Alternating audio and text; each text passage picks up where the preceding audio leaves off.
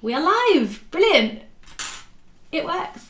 Hello, everybody. We are live, and I'm joined with the wonderful and amazing Alex Galviz. Alex, welcome. Thank you for joining me today. Thanks for having me. So we're going to be talking about story marketing for people that edge onto the side of introversion a little bit more, because I've had a few people in the Curious Marketing Club that have been asking me lately, because nobody believes that I am also a bit introverted, which is really irritating because when I have my introverted moments, I hide, which is why nobody ever sees that. But yeah, I'm not always all excited and wanting to talk to everybody. But so people don't believe me when I say I get it. But I thought it would be great to kind of speak to you because your specialist subject is all about, telling stories and using stories in your marketing, and also talking about being introverted as well. So I thought you'd be a great person to speak to about this. Yeah, I mean, to be honest, it's obviously something that I kind of, if I'm totally honest, that I kind of just started realizing is a very big part of my work, and has been neglected for way too long, as kind of acknowledging that that's something that I've used a lot and leveraged in my own kind of personal brand and thought leadership.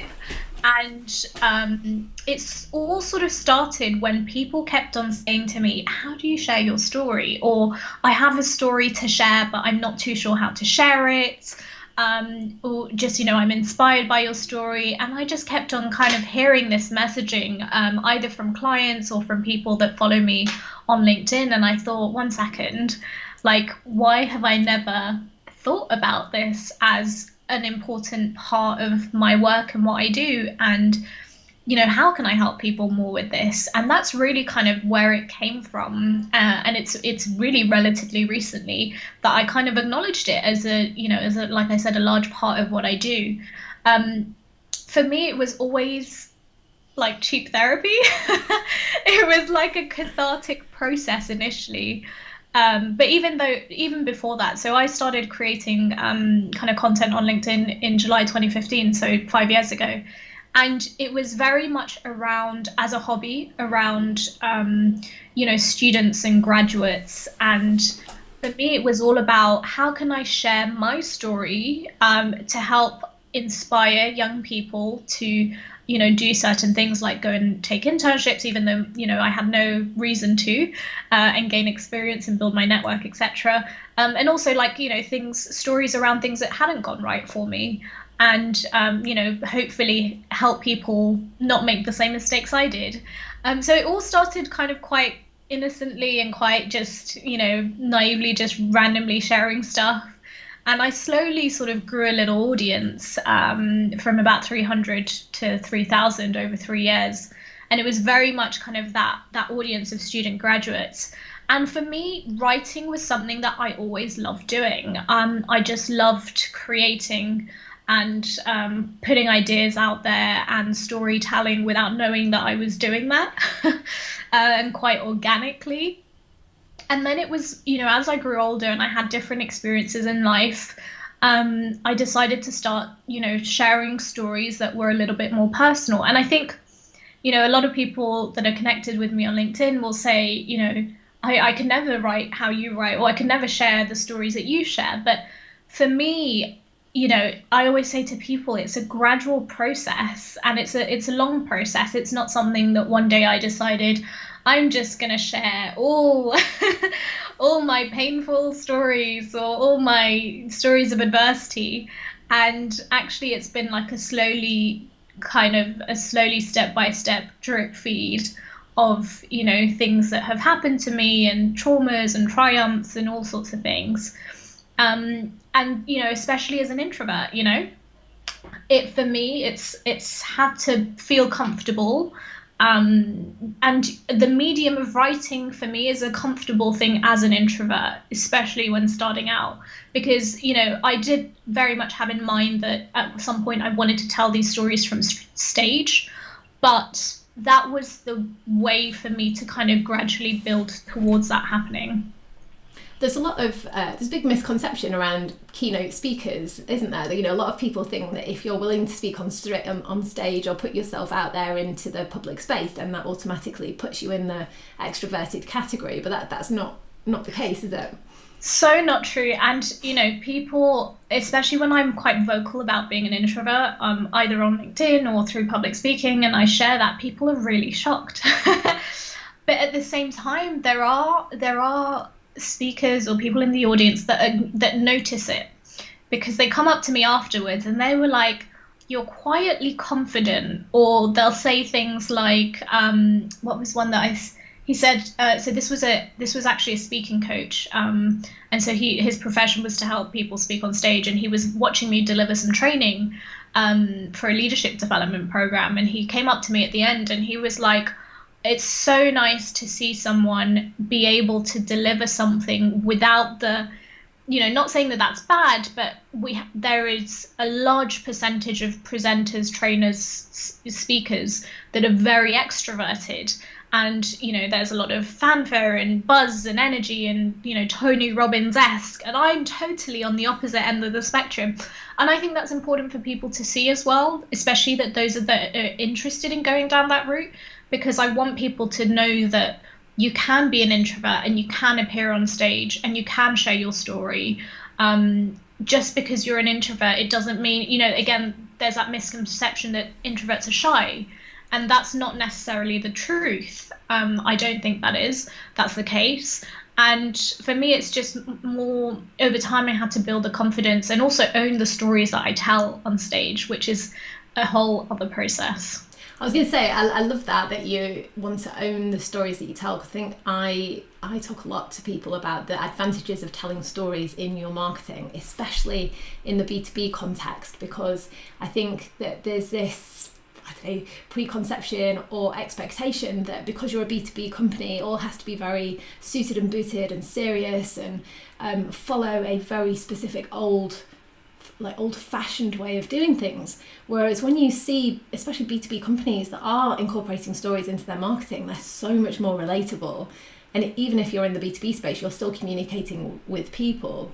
And I guess a good example of that I've seen is when marketers within companies talk about their marketing journey, because let's face it, we all make mistakes when it comes to marketing our business. Like every single one of us, no matter who we are or what we're doing or how senior we are, we all make mistakes because it's just a learning process. But if you can talk about, you know, what you've done and that there's a lesson there, then again, it makes you more relatable and more human, which is lovely. Yeah, I mean, I think that's important because, again, you know, we aren't perfect humans. You know, one of the greatest stories that we all absolutely love hearing is the story of an underdog, you know, and we all have a story that's very similar to that. At some point in our lives, something's happened where we've had to kind of come out the other side, and we come out the other side a changed person. And, you know, again, like if you see some of the most well-known companies like the LinkedIns, like the Microsofts, like all of these kind of big brands, very often they're fronted by the CEO or the founder. And again, we're not buying into the brands and the business, we're buying into the leaders that run them and lead them.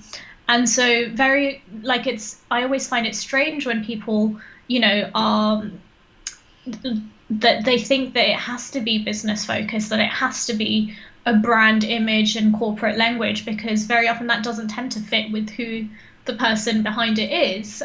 But once you make that connection, it really shifts so much. It comes back to what you were saying before, which is when you own your story, you're so much more confident in telling it because it's your story. You're not trying to tell somebody else's story, or you're not trying to make it up. So theoretically, it should be easier for people to tell their own stories than it is to start making other things up. Yeah, exactly. No, definitely the case. And, you know, we don't have just the one story. I think we have the one kind of big main story.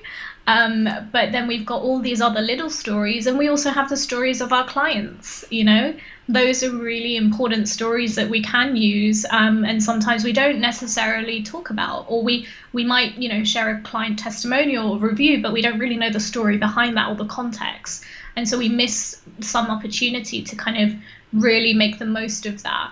And it's not something I think that naturally comes to people's minds to do, especially like on a platform like LinkedIn, where it's deemed professional and everything should look a certain way.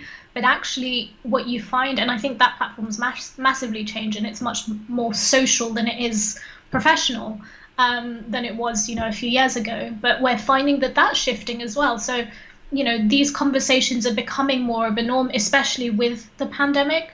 You've seen so much more people share their personal lives and their personal stories on, of redundancy, of illness, of all sorts of things that people are sharing the realness. And that's what we want and like, not just these sort of picture perfect filtered versions of our stories that, we've had for quite a while.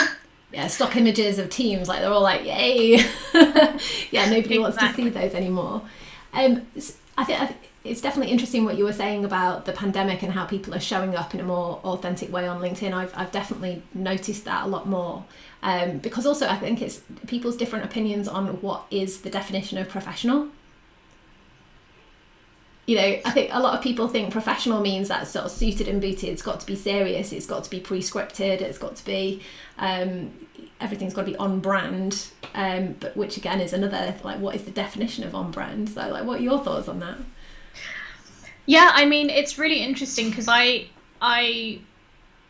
worked with clients, on helping them grow their presence on LinkedIn. And what I was finding is that I was getting them to a certain kind of level of visibility and them sharing their content, etc. But there was a missing piece, and hence why I started designing this course on story marketing. And so all of my clients are currently on this course at the moment that I just launched about 2 weeks ago. And I'm already seeing such huge shifts in the way that they see their story and the way that they see that they can use their story. And a few of them, just before the course, because I had started to encourage them to do that more, saw like a real shift from the kind of academic business focused kind of articles or blogs to, and this is where I think it's important to say, I'm not just saying share your story full stop. What I'm saying is share your story, give it a message, and tie it into something business related. So a good example of this is I had a client who is a customer experience expert, and she was getting newly qualified as one of the first Daniel Goleman emotional intelligence coaches in the UK. And she had in the process of doing that, she slipped a disc, and she wasn't able to kind of move for a few months.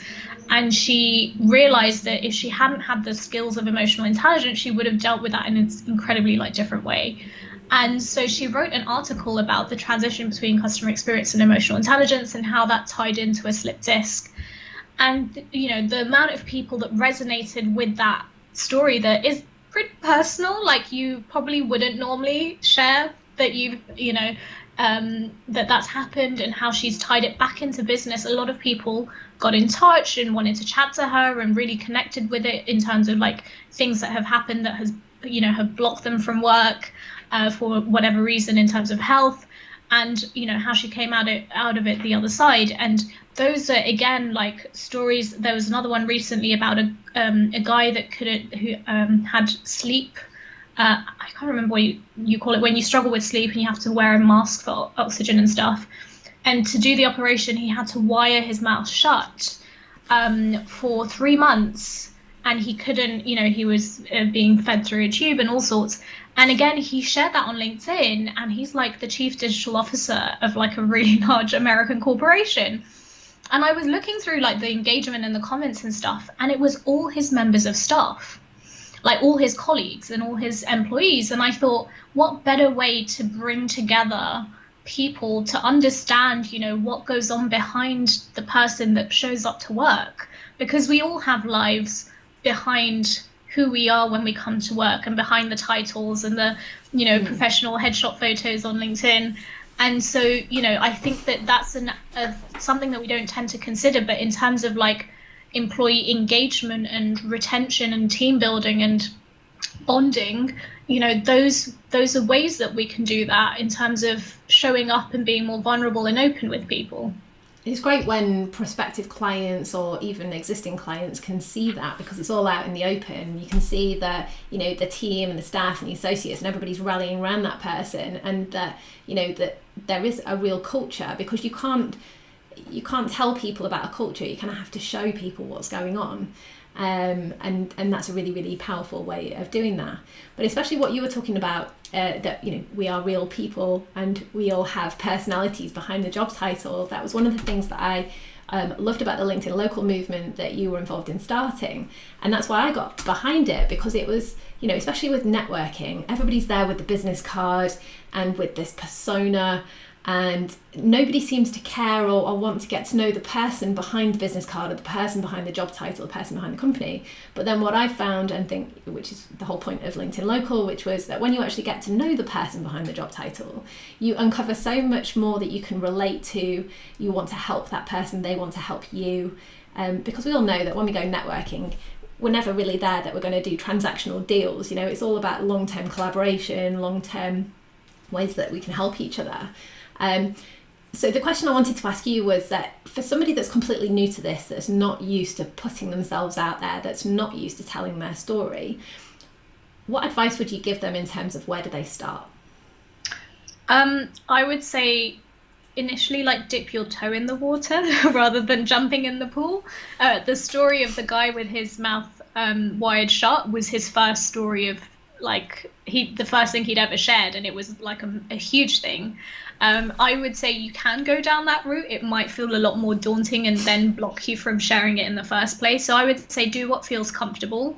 Like I said recently to a client, like, for me, it's all about intuition and how it feels in my body. Like, am I ready to share that story?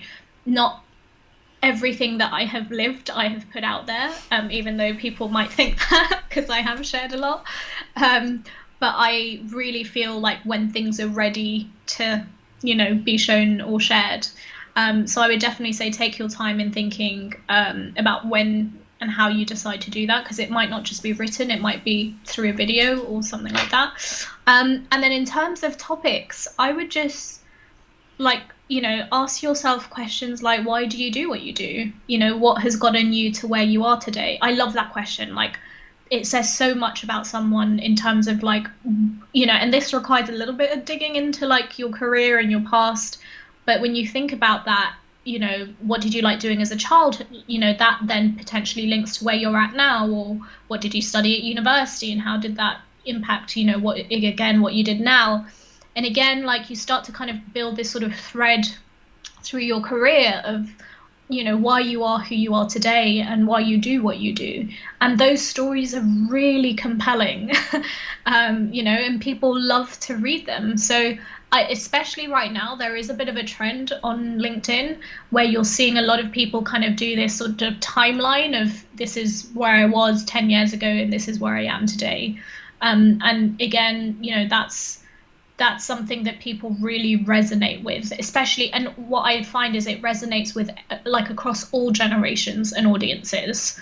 You know, for people that are starting their career and want to be inspired, to people that are maybe later down in their career and have learned those lessons already or are looking for a career change.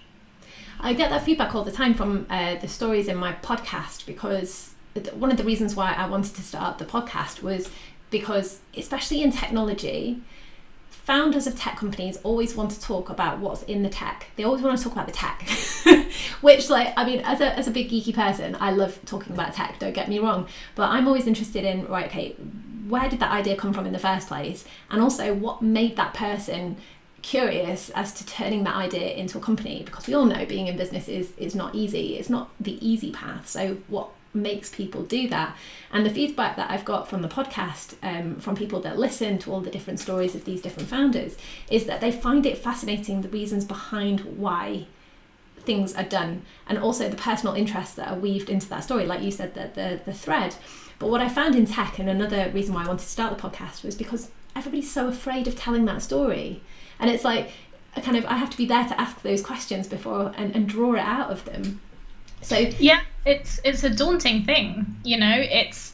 I think sharing your story isn't an easy thing. I think it requires a lot of courage, it requires a lot of bravery, but it also requires a lot of vulnerability. And, that's very difficult, especially if we are very business focused. And there is a fear of being ridiculed or judged, or how are people going to perceive me? And that's a very real thing for many people. I work with people for a living, sharing their stories publicly. And I'm telling you, like, I work with students all the way through to CEOs that have companies that turn over millions, and they all have the same fears. It's a human thing. It's not specific to introverts or anyone. Even extroverts have that.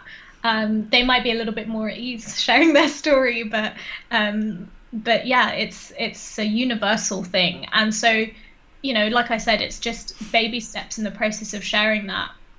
That it doesn't all have to come out at once.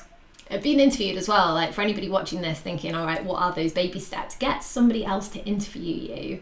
And if you're watching this and you have a really interesting story, especially around tech, then let me know, because I'm always looking for new guests for my podcast.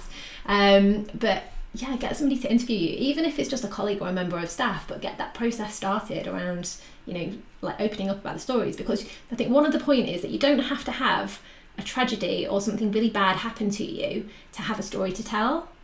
And do you find that, Alex, like people talking to you? Yeah, I think that people feel like they don't feel like they have an important enough story to tell is a very common thing. And I feel like we all have loads of stories to tell.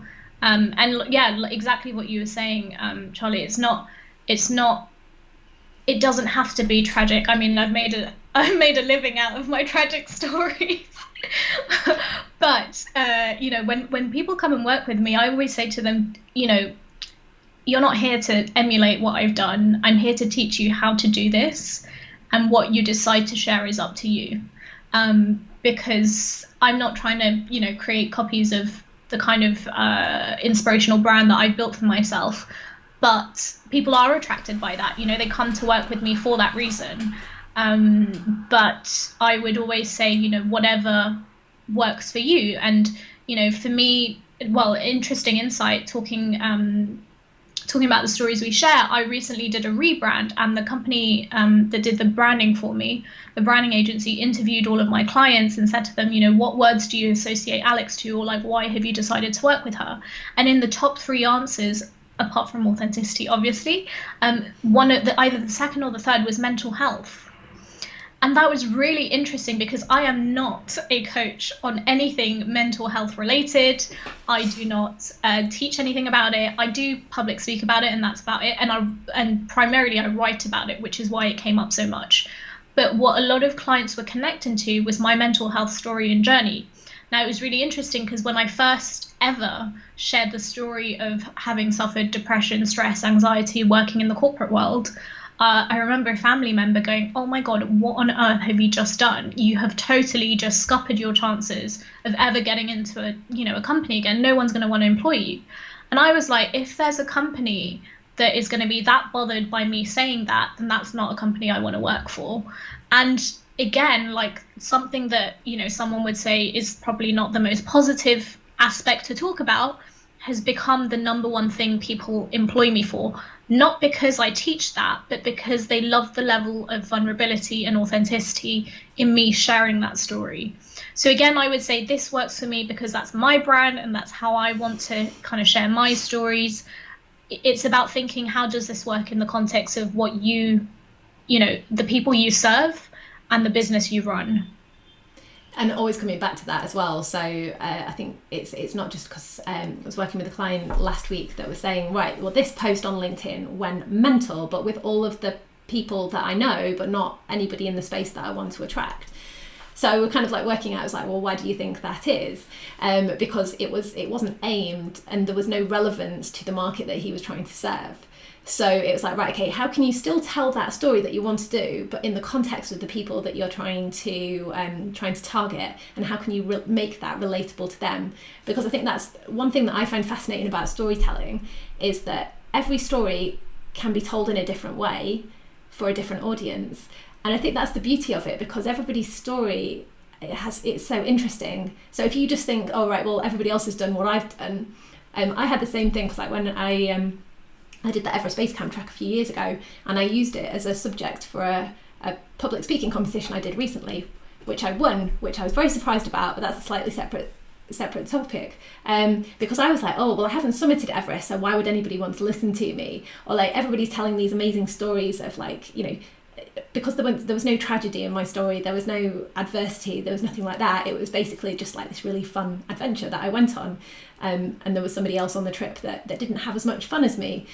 But I related that to the same way that most businesses approach marketing. Some people love marketing, other people completely hate it.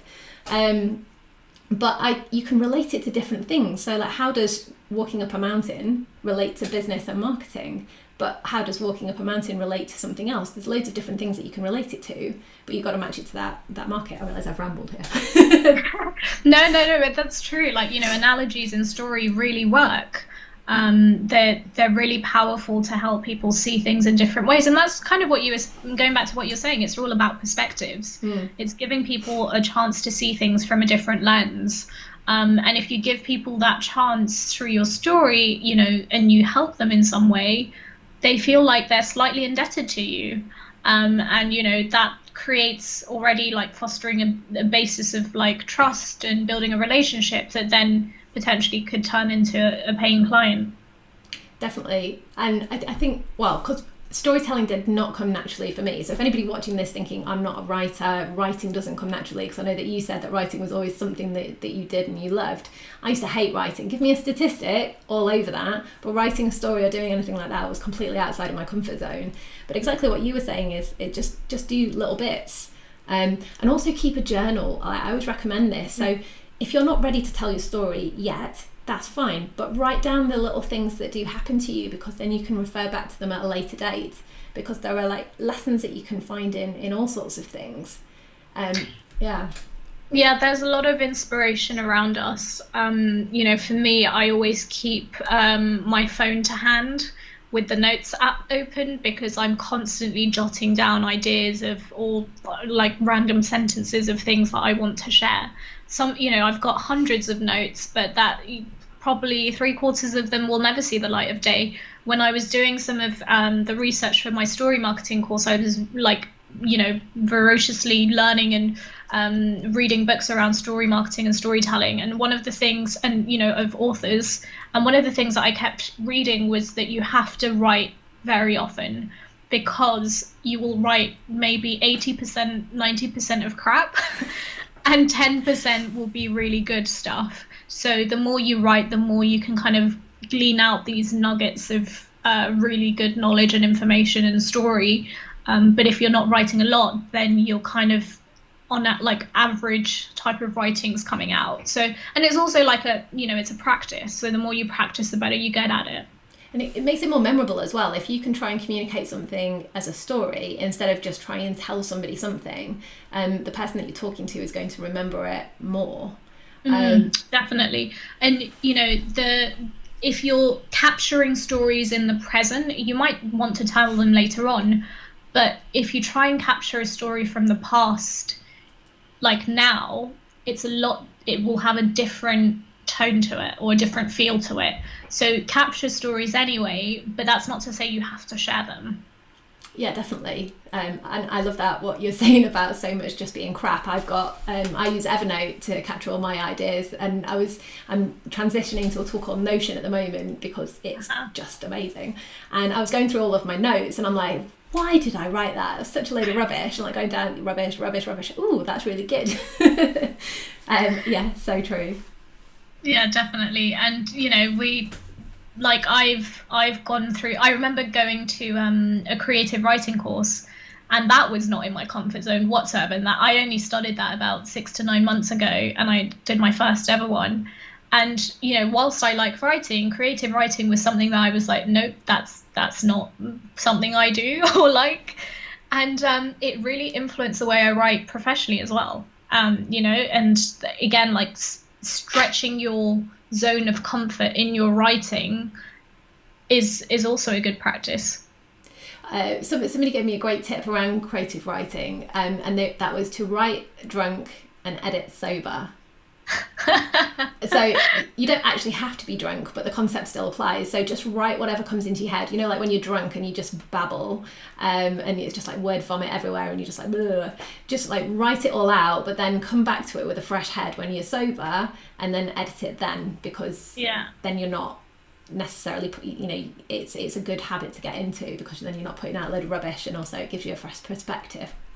Yeah, definitely. And, run it by other people, and see what they think. There are times that I've run some of the content that I've shared because I'm like, is this too personal for LinkedIn, or is this too mushy? And or is this also too controversial? I do like a story that throws the cat amongst pigeons, and so I, usually run it by some one or two people that are sort of in my inner circle. And by the way, when you think about who you're sharing it with, do not go with someone that might criticize it, because the worst thing that you can do as a writer, especially like as starting out as a writer, is to run writing pieces and ideas by someone that might criticize it, because that could kill your creativity, I know from experience, and kill your kind of wanting to share it publicly, because you're like, well, if they are saying this. So definitely run it by two or three people that will kind of give you honest but positive or constructive feedback, to see if that's something that you want to share. I had to do that with my partner. So just before, it was literally like a couple of weeks before I had my son, and obviously like very hormonal at that point, and I was really angered by an email that I'd received, and it was about an exclusive women's only awards ceremony that you had to pay for seats, and it was all pink and everything was stereotypical, like women in pretty dresses clinking champagne glasses, and I was so annoyed with it. I was really like, it was like one of those poke the bear moments. So I wrote this massive like post on LinkedIn, which was all about like me not agreeing with exclusive women's only groups and events and things like that, because I felt like they were undermining women. They were kind of like going against what we're trying to do from an equality point of view.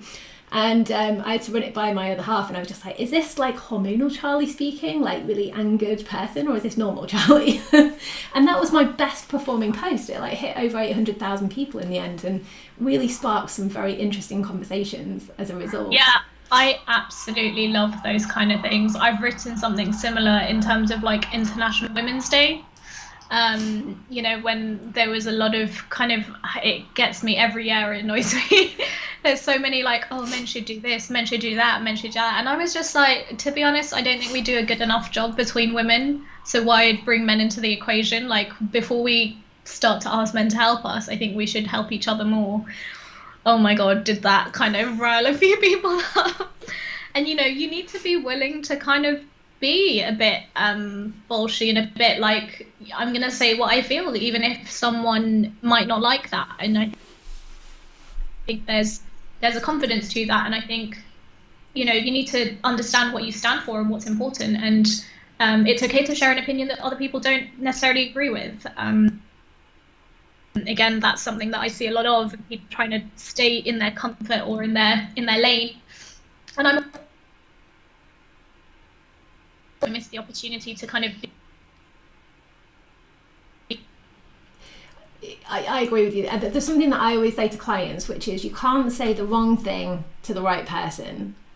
And I really do stand by that, because I think even if you mess up, you say the wrong thing, or if it's taken out of context or whatever, is it, especially if you've built up trust, or you're kind of known in an industry, or you're trying to get there, is that if you're talking to the right people, if you're talking to your people, they're much more likely to forgive you or to understand, to be more understanding. If you get people that won't ever work with you, they're not your people. They're never going to work with you. They're just waiting for an opportunity to say that they're never going to work with you.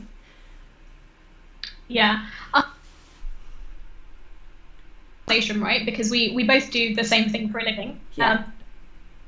I think like some feedback. Oh yeah, I lost you for a moment there, but you're back.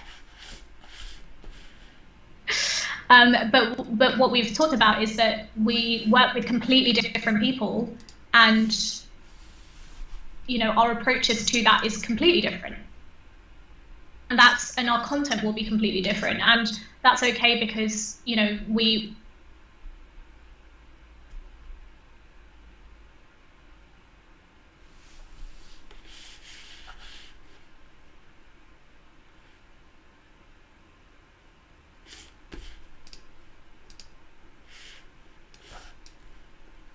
no, I think we have maybe lost the feed.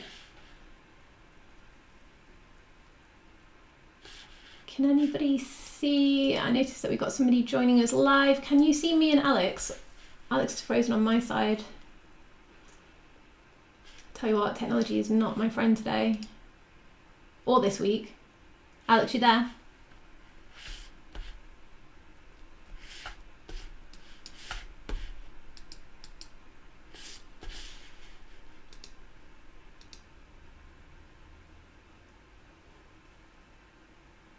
Let me see if I can reconnect Alex, because it looks like I am still live.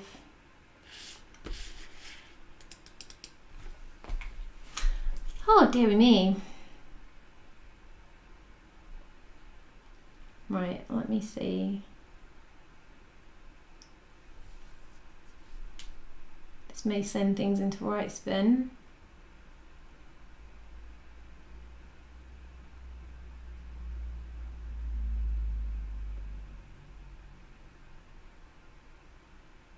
Okay, it looks like I am still available, but I can't disconnect Alex. It's Skype that's crashed.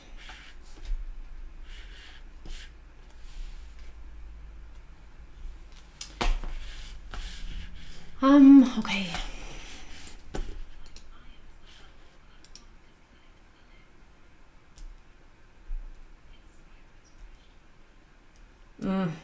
Silly Skype. Okay. Hello everybody, this is still me. So let me see if I can get Alex back, and if not, we may have to cut this short.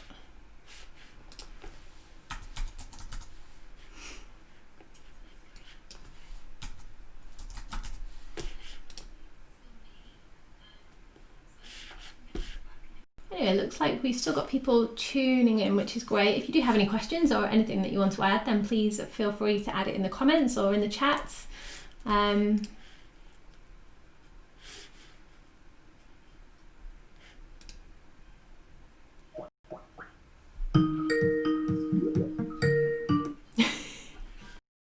This way, are you back?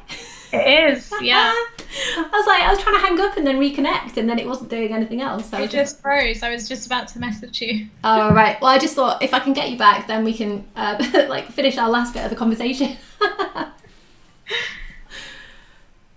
Do you remember what you were saying when you got cut off? Oh gosh, what were we talking about now? We were talking about different approaches, and us like technically being in competition, but having like working with different people, attracting different people. Yeah, talking about. It was talking about when we talk about the things that we're interested in, we attract the people that are kind of interested in similar things and talk the same way and see the world in the same way.